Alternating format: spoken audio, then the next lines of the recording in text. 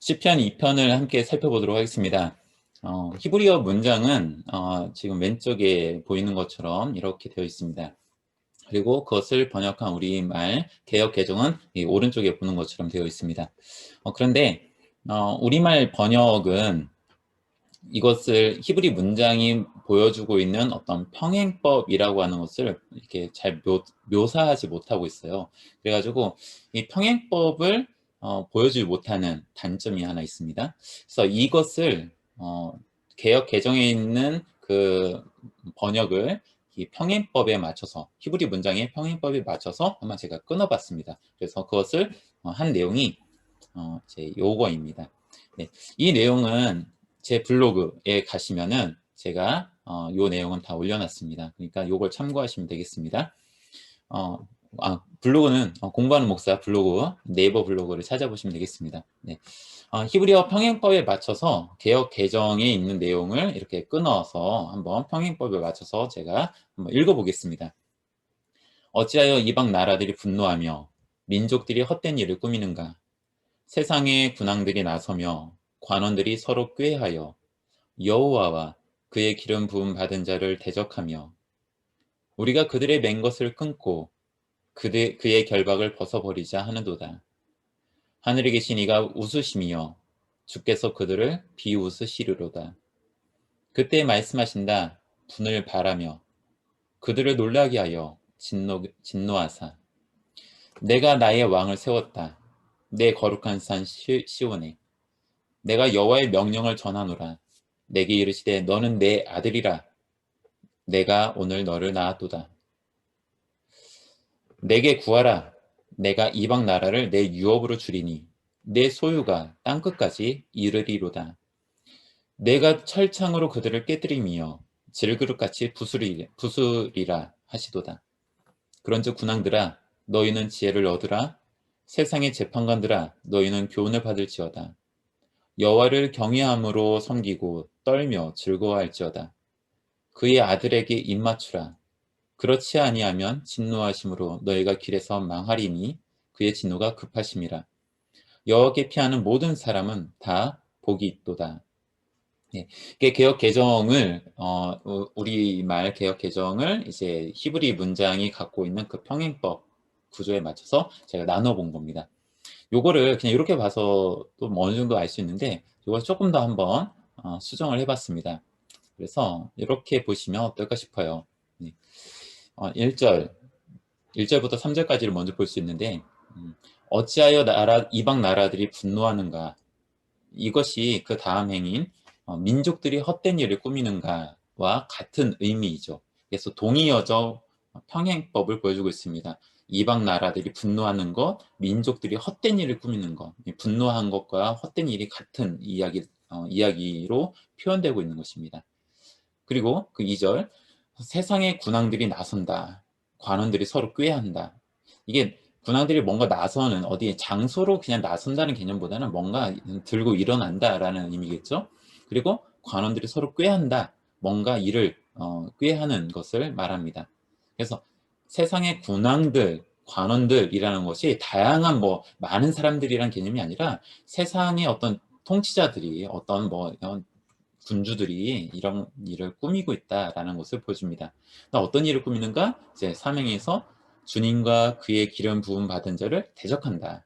예, 여호와라는 단어를 저는 다 주님으로 바꿨습니다. 여호와라는 번역 자체는 그렇게 좋은 번역은 아니에요. 그래서 이걸 야훼로 하자라는 말도 있는데 또 야훼라는 말도 갖고 있는 약점이 있어서 새 번역기에 이 말을 이 히브리어 단어를 이제 그 히브리인 유대인들이 이제 아도나이로 음역을 이렇게 해서 바꿔서 불렀어요. 그래서 아도나이에 때 나의 주님이란 의미거든요. 그래서 새 번역이 이 주님이라는 표현을 쓰는데 저도 마찬가지로 주님이라는 말로 바꿨습니다.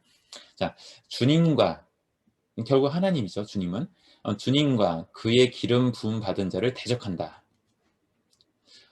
세상 군왕들이 뭔가 나서고 일을 꾀했는데 그게 뭔가 봤더니 주님과 그의 기름 부음 받은 자를 대적한다는 거예요. 기름 부음 받은 자는 이제 왕을 의미하죠. 뒤에서 또 이제 반복될 겁니다.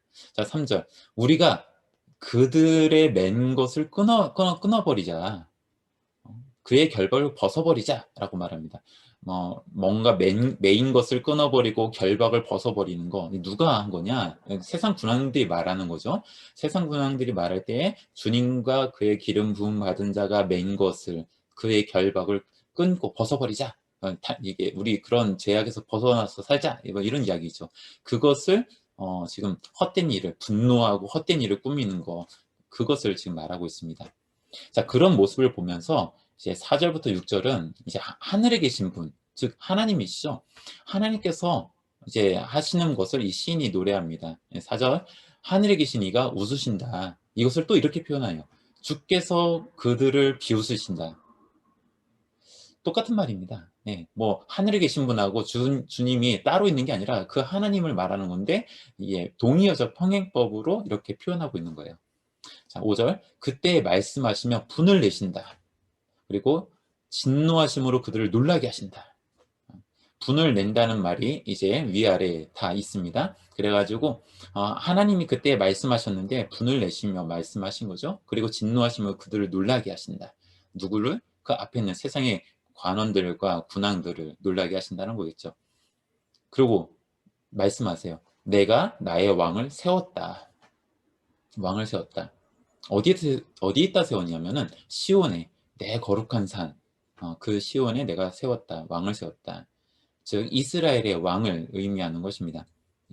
7절 내가 전할 것이다. 주님의 명령을 이제 시인의 입으로 이제 돌아왔어요. 4절부터 6절이 이제 하나님의 어떤 이야기라고 했다면은 7절은 이제 시인이 말하는 거예요. 내가 전할 것이다. 주님의 명령을 주님께서 하신 말씀을 전한다는 거예요. 어떻게 표현되냐? 내게 말씀하셨다.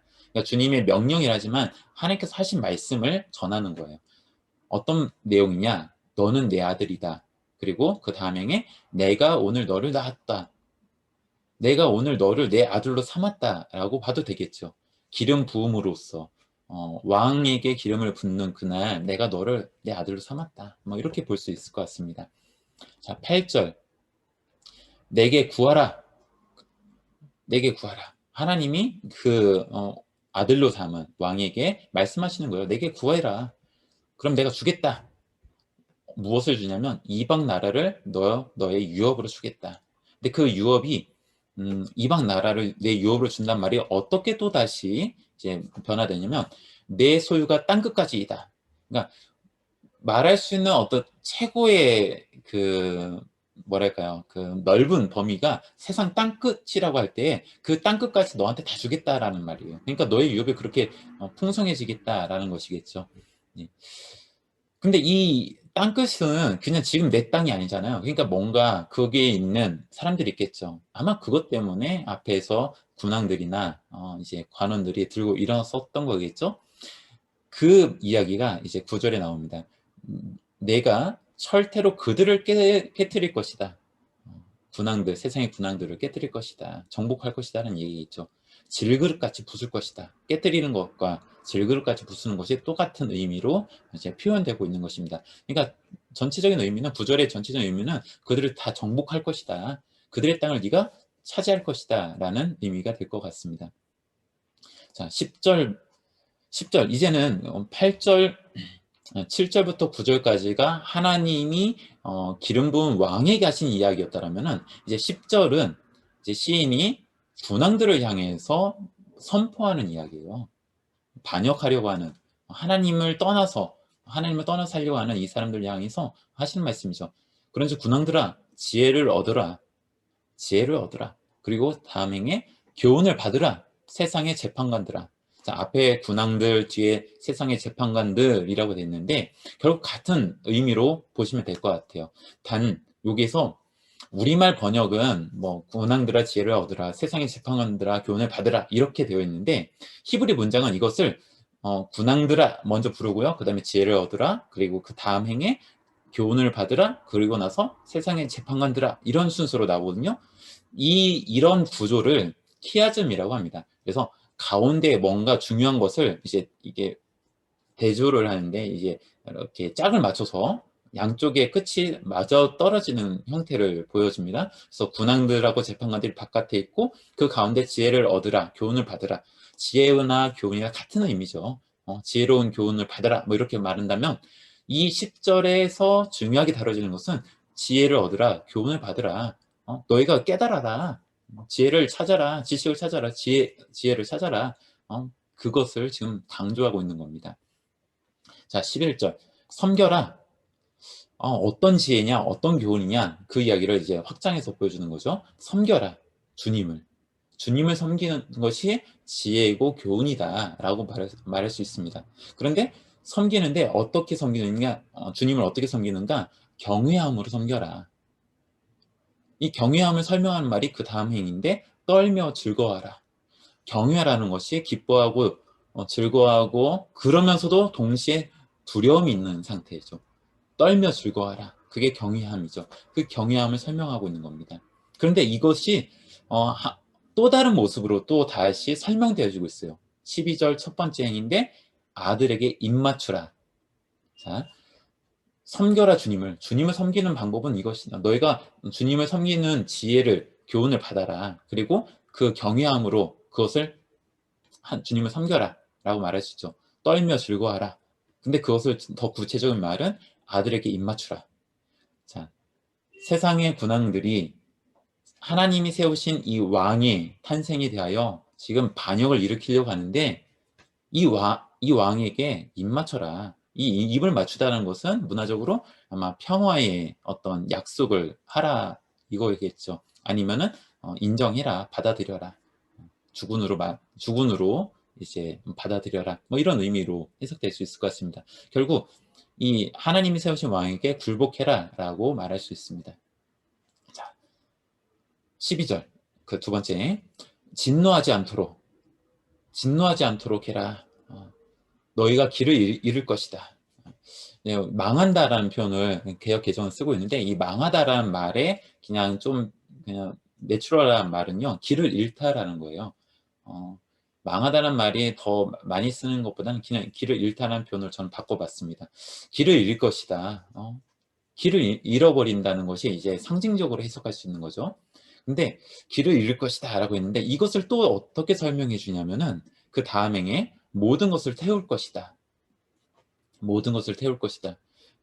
우리말 번역에서는 하나님의 진노가 급하시다라고 이렇게 표현하고 있는데 이 급하다라는 말이 뭐냐면 개걸스럽게 먹다 이런 의미를 갖고 있는 단어를 쓰고 있어요. 그리고 이걸 다 없애버린다. 그러니까 순식간에 뭔가를 다 없애버리는 것 이런 의미를 갖고 있는 것이죠.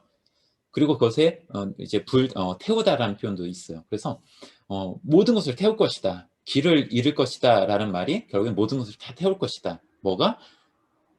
그의 진노가. 근데 우리말 번역 진노라고 되는데 이 안에는 번역되지 않은 작은 단어가 하나 있는데 작다라는 단어를 번역하지 않고 있어요. 그래서 이 말을 그냥 생각해 보니까 하나님의 그 작은 진노 하나가 모든 것을 태울 거다라는, 그러니까 작은 불씨가 엄청난 산을 태우듯이 하나님의 작은 진노 하나가 모든 걸 다 태운다라는 말이 이 안에 들어가 있는 것이죠. 그 말이 진노하지 않도록 너희가 길을 잃을 것이다. 모든 것을 태울 것이다. 그의 작은 진노가. 자, 진노가가 바깥쪽에 있고 그 다음에 안에 있는 것이 길을 잃다와 모든 것을 태운다라는 개념은 이 안에 있습니다. 즉 하나님의 진노가 무엇인가가 강조되고 있는 것이죠. 자, 이렇게 말을 하면서 이 시편 2편은 이렇게 결론을 내립니다. 그에게 피하는 모든 이는 행복하다. 그에게 피하는 모든 이는 행복하다. 네. 시편 1편도 처음 시작이 행복에 대한 이야기였습니다. 우리말 번역은 이제 복 있는 사람이라고 되어 있지만은 이 복을 너무 그냥 뭐랄까요, 좀 신령한 복으로만 생각하는데 여기서 시인들이 말한 그 행복이라는 개념으로도 한번 보시면 더 좋을 것 같습니다. 하나님에게 피하는 이는 모두가 행복하다라고 해도 될 것 같아요. 근데 요 시 안에서는 이 시인이 말하는 것은 하나님이 세우신 아들, 왕, 이스라엘 왕, 그에게 피하는, 항복하는, 여기서 입을 맞추다는 표현처럼 하나님이 세우신 왕에게 입을 맞춰서 평화의 선언을 한 사람한테는 그 사람은 행복하다. 그러니까 진노가 임하지 않을 것이다 라는 이야기겠죠. 네. 시편 2편은 이런 이야기를 담아내고 있습니다. 여러분 어떻게 읽으셨나요? 자세한 내용, 요 내용은 제 블로그에 다시 옮겨 놓을 테니까 한번 읽어보시고 시편 2편을 묵상하실 때 그 의미가 무엇인지를 한번 같이 생각해 보시면 좋겠습니다. 그리고 시편 1, 2편과 2편은 시편 150편에 이르는 전체의 서론의 역할을 하고 있습니다. 그래서 1편과 2편을 우선은 그 시 자체의 의미로도 충분히 생각해 보시고 또 그거가 더불어서 전체 시편을 이해하는데 좀 이 기초가 잘 자리매김 되었으면 좋겠습니다. 네, 오늘 여기서 마치도록 하겠습니다. 감사합니다.